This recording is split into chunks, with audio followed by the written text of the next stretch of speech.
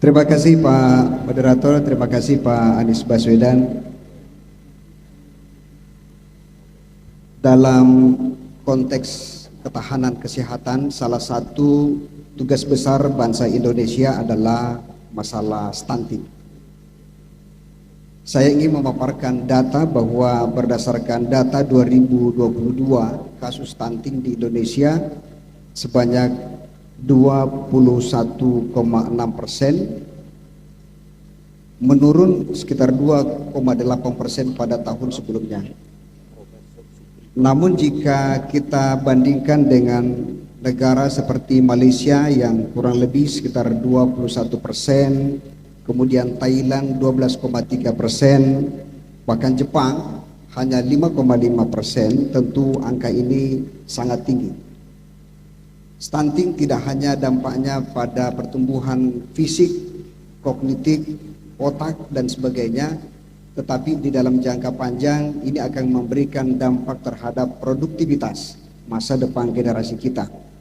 Sayangnya dari sisi disparitas, kasus ini juga sebagian besar terjadi di wilayah-wilayah Indonesia bagian timur seperti NTT, kemudian Maluku, Maluku Utara, Sulawesi Tenggara dan Sulawesi Tengah. Pertanyaan saya adalah, jika Pak Anies menjadi presiden, bagaimana target Bapak menurunkan kasus ini terutama di daerah mengalami kesenjangan, dan bagaimana strategi pencegahan dan penanggulangannya? Itu yang pertama. Yang kedua adalah kondisi kesehatan di Indonesia berdasarkan angka kematian ibu tercatat 189 per 100.000 kelahiran, dan angka ini jauh dari target yaitu 115 per 100.000.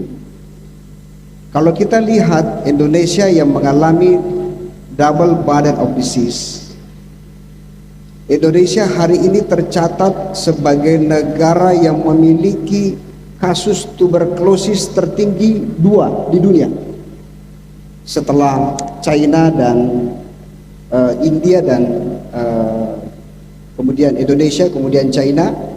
Kemudian kasus tertinggi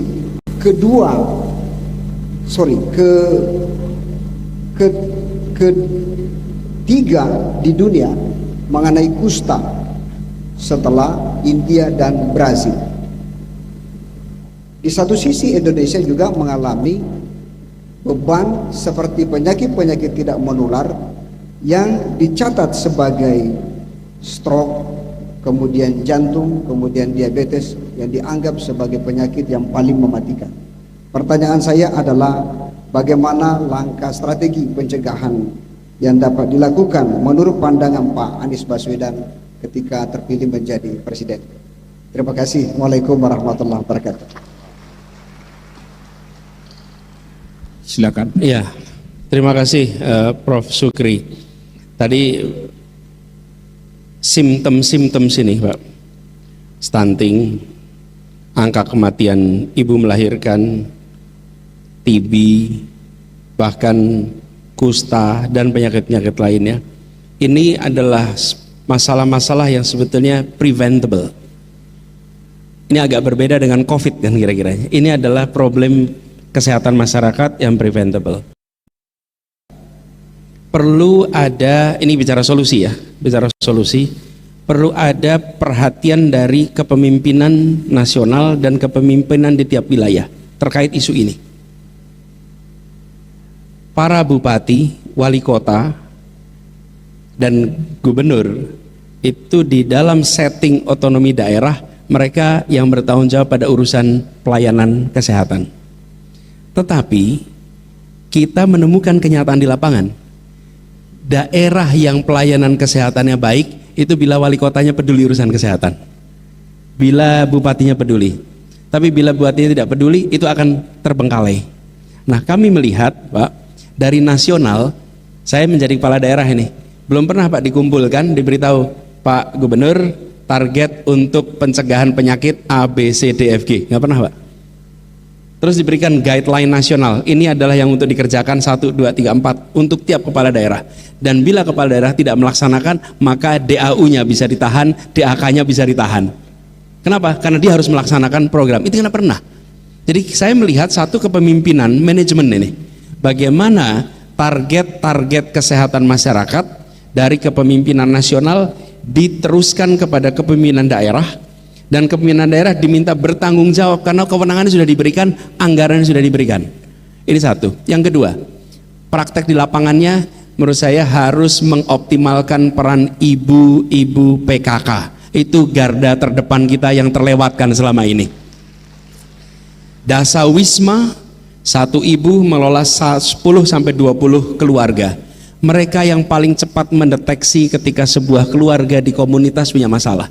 Dan program seperti Posyandu, Posbindu itu diaktifkan lewat jalur PKK. Kalau selama ini Posbindu, Posyandu diaktifkannya lewat dinas kesehatan dan PKK-nya lewat dinas yang lain. Tidak bisa, harus diintegrasikan sebagai satu kesatuan karena mereka yang paling depan.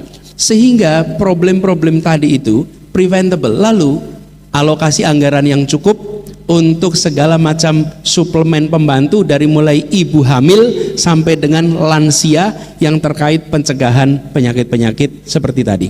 Jadi kami melihat Prof. Sukri, satu di tingkat manajemen itu penting, yang kedua aktor, aktifkan aktor yang berada di paling depan di masyarakat yaitu PKK, dan PKK punya segala macam strategi, tapi PKK ini bertahun-tahun dilewatkan oleh para kepala daerah. Ini yang harus jaga di depan. Yang ketiga, alokasi anggaran yang cukup, berikan indikator, maka insya Allah itu bisa mencegah problem-problem yang tadi disampaikan. Terima kasih. Terima kasih, kita sapu tangan.